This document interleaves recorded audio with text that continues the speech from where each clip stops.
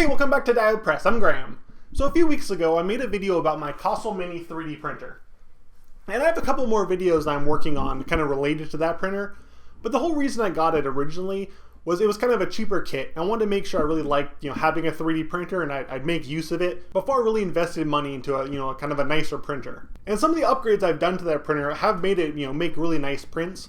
But it's still kind of restricted to printing, PLA plastic, and it can't do more of the exotic materials. So I really wanted something that could, I could use for prototyping and kind of a higher end printer. And so in today's video, I'm going to go through the unboxing and setup of my new Lulzbot Mini printer. And like I mentioned in my last video, now that I have some 3D printers, I'll be doing some more videos related to that, some reviews of different materials and some prototyping projects. And I'm also doing a lot of art and printmaking as well. A couple of those projects are kind of longer term, they're taking some time to get put together, but those videos should be up soon as well.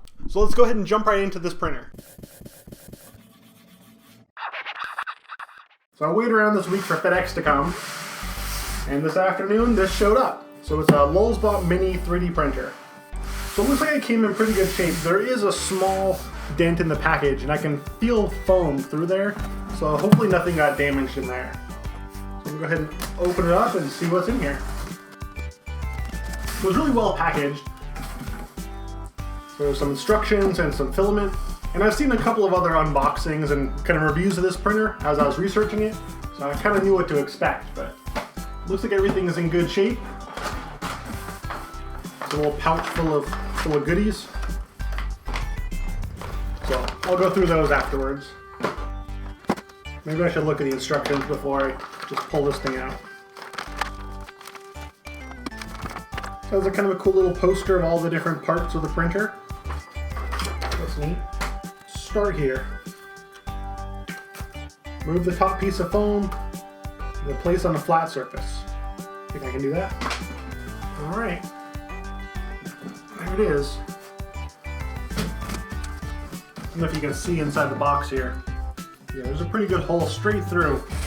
But this big block of foam was right against that hole, so it looks like nothing was damaged. So I'm just going to go through kind of all the parts and make sure everything's there, and then we'll pick up after that. So I checked through the packaging, it looks like everything is in there. So it came with a USB cord and power cord. This knife here, I'm assuming for removing prints off the print bed. Came with these small felt pads. On the back of the printer there's a strip where it cleans the nozzle. So there's some replacement packs for that. Has a little jump drive with the software. And it came with a small kind of set of tools here to clean up prints and tweezers and a little poker tool. And also a small Allen key. So I'll probably end up printing some kind of case or something to kind of hold all this stuff together somewhere near the printer. And then it came with a small octopus print.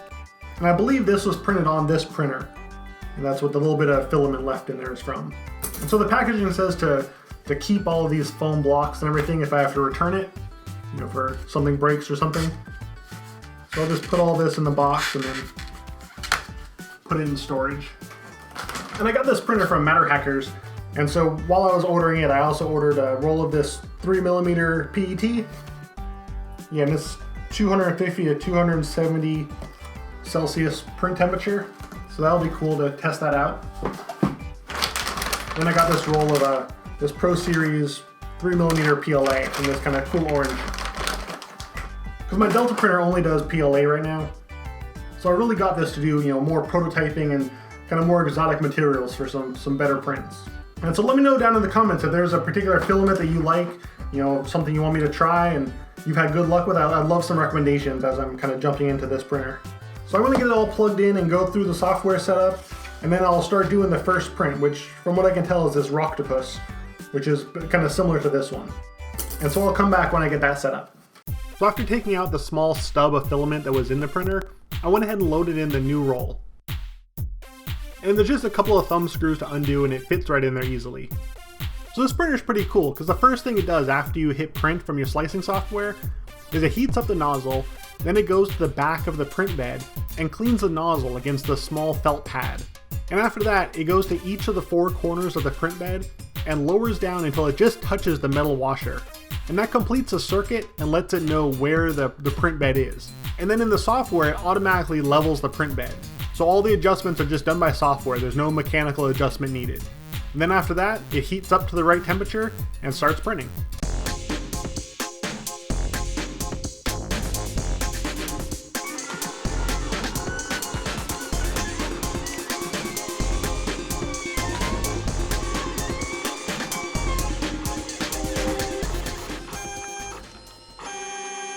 There it is. I think the print quality is really amazing. There's absolutely no surface defects. The layers are stacked on there perfectly. And the bottom's just perfectly flat from being stuck onto that bed really well. So I'm really excited to make some more prints. I didn't change any settings in Cura, I just printed how it came out of the box. And I think that's a big credit to this printer. I have the Aleph Mini, which was a kit, and it came in, just tons and tons of boxes and took a lot of work to put together. But the Lulzbot's probably as close to like just like an appliance that I could imagine. I took it out of the box, set it up, and within 20 minutes I was printing. There's really nothing to set up for it. No screws, no bolts, nothing. It's just good to go. It's definitely louder than my other printer. The motors make a different noise. Definitely a bit more high pitched, but it's nothing that I can't deal with in the studio. And it's really only loudest when the Z-axis is going up or down, the full range, just because both steppers are going full speed. But during normal printing, it's more just kind of sounds like a game of Mario or something. It looks like it's put together really well. The whole thing is really nice metal. Nothing flexes or bends when it's printing.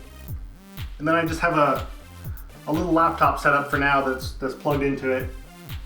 And so I'm using Cura. There's the Lulzbot version of Cura that came with it. But I have a license for Simplify 3D, and so I'll probably set up Simplify 3D and then use Octoprint and get that all set up as well.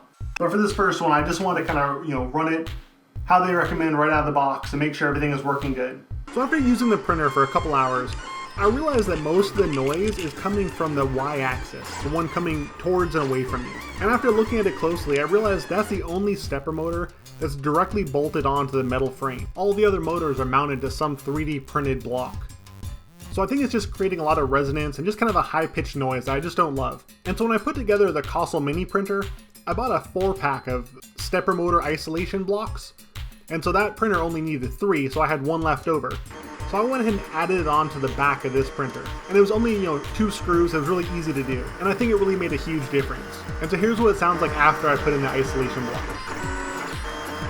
I'm using just some iPhone app to just kind of check the sound level. I don't think it's a real accurate sound level, but just for comparison's sake.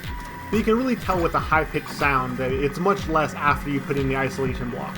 So it might be worth something to look into if you get one of these printers. But I'm just really used to my Delta printer, which is, almost silent when it's running. So I'm really excited to do some more printing with this printer, and I'm actually going to print some parts with this printer that are going to go onto this one and kind of do some upgrades to it. So I'll be doing some videos coming up with some different 3D printing projects using this printer. So leave any comments or questions you have down below, let me know what you think, and I'll see you next time. Thanks! Thanks for watching! To keep up with the videos when they're posted, make sure to subscribe to the channel. And if you want to help support this channel, you can check out the Diode Press Patreon page, where I post behind the scenes photos, as well as other patron rewards. Thanks!